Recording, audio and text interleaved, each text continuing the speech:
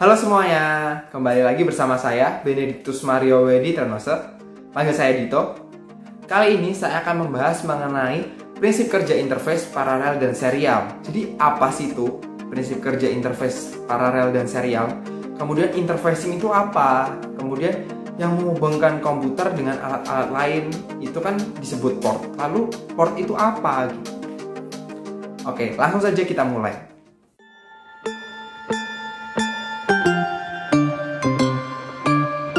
Oke, sekarang saya akan mempresentasikan mengenai prinsip kerja interface, paralel, dan serial. Sebelumnya, presentasi ini dibuat untuk memenuhi tugas dari mata kuliah sistem mikroprosesor yang diampu oleh dosen pengampu Bapak Sultan Faisal MKom. Langsung saja, kita mulai. Apa itu interfacing?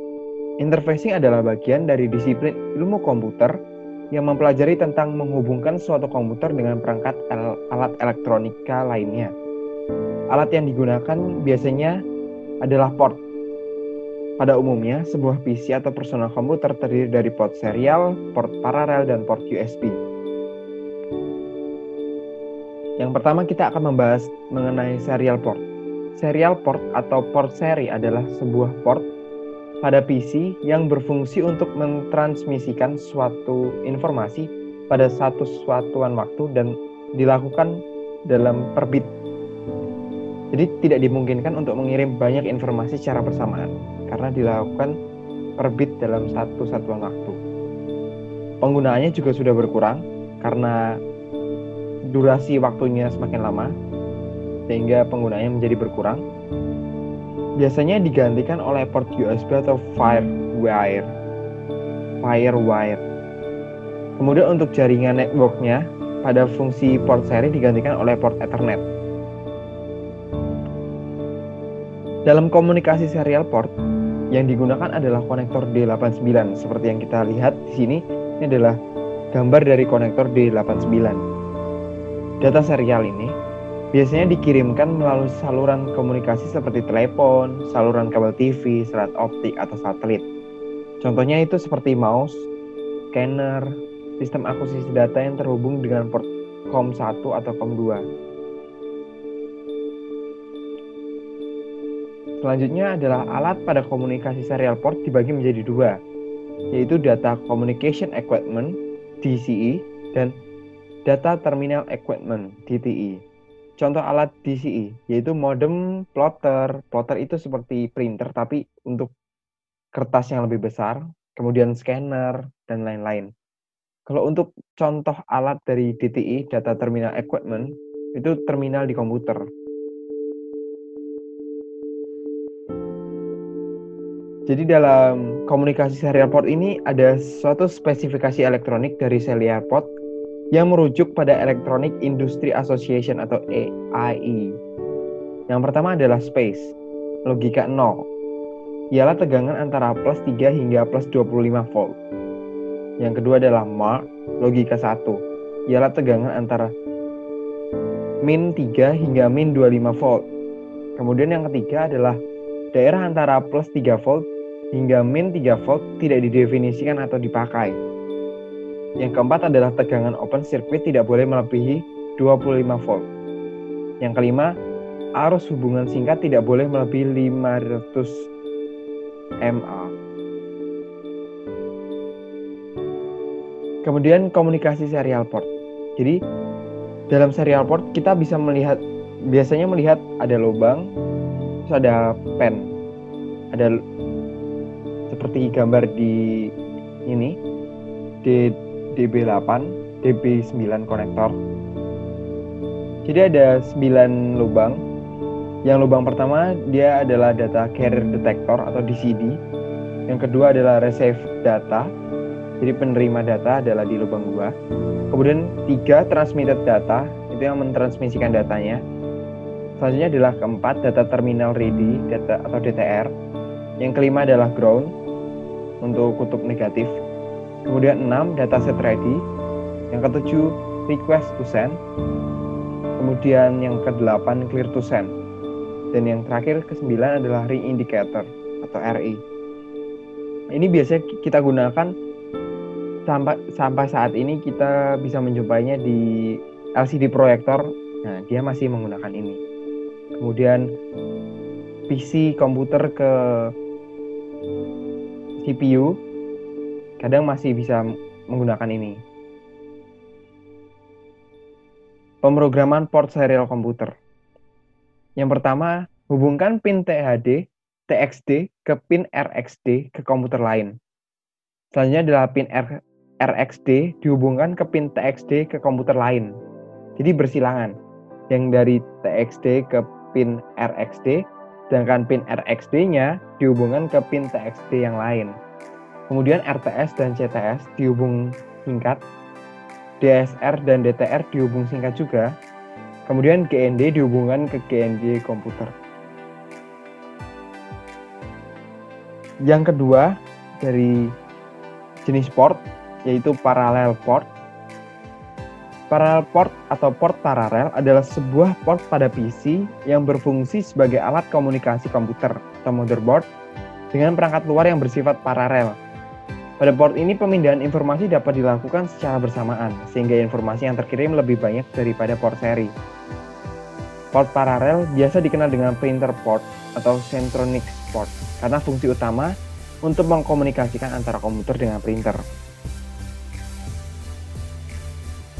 Fungsi lain dari parallel port, selain sebagai penghubung dengan printer, biasanya dia juga digunakan untuk zip drive, scanner, sound card, webcam, gamepad, joystick, pemrograman EEPROM.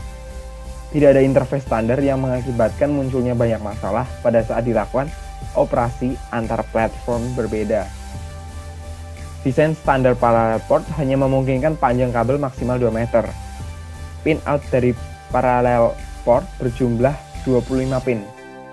Untuk konektornya disebut DB25.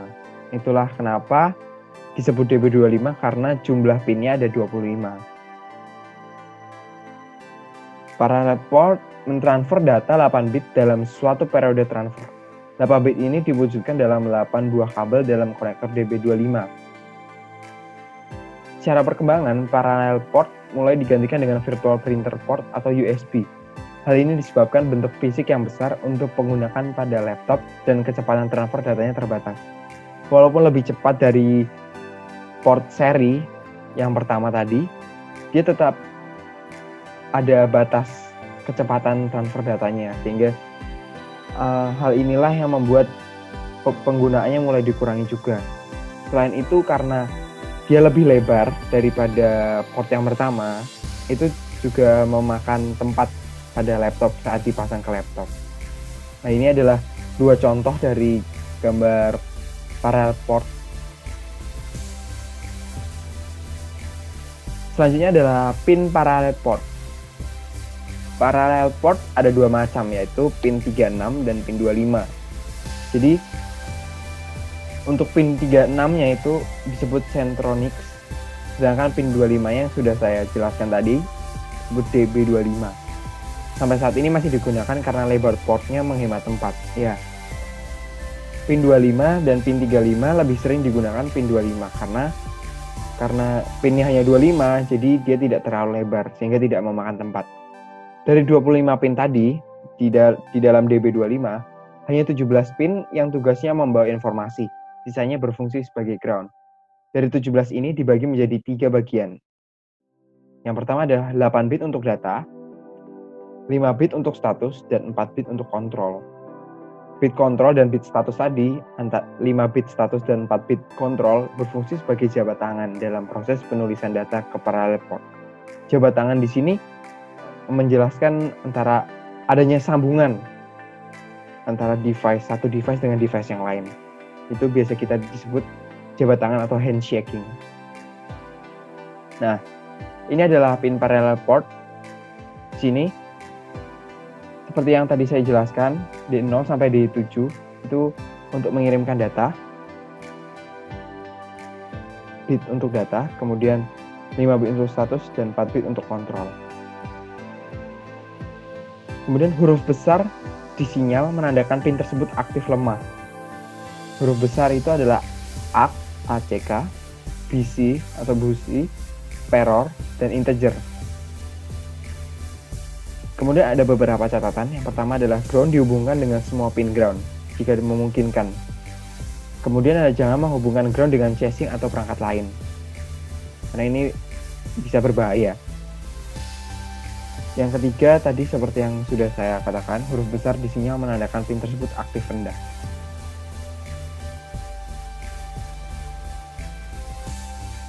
Selanjutnya adalah standar paralel port yang baru adalah IEEE 1284, dikeluarkan tahun 1998. Standar ini mendefinisikan 5 mode operasi sebagai berikut. Yang pertama adalah mode kompatibilitas, kedua adalah mode nibble, ketiga mode byte, keempat mode EPP, Enhanced Parallel Port, yang kelima adalah mode ECP, Extended Capability Port. Yang terakhir dari jenis port yaitu USB atau Universal Serial Bus, merupakan media penghubung antara komputer dengan perangkat-perangkat elektronik eksternal peripheral seperti scanner, printer, mouse, keyboard, alat penyimpan data, flash disk, kamera digital atau perangkat lainnya ke komputer. Kalau ini sudah umum ya, sudah sering kita temui seperti flash disk, scanner, printer, mouse. Walaupun mouse-nya wireless, tapi dia tetap menggunakan port USB untuk pemancar wireless-nya. Bentuk fisiknya kecil dan kecepatan pengirimannya data sangat cepat. Nah, inilah mengapa port USB lebih sering digunakan, karena bentuknya kecil, tidak memakan tempat, namun kecepatan pengiriman datanya itu sangat cepat dibanding dengan port-port yang lain. Suatu alat USB dapat dikatakan sebagai sebuah alat transceiver, pengirim dan penerima, baik untuk host maupun USB itu sendiri.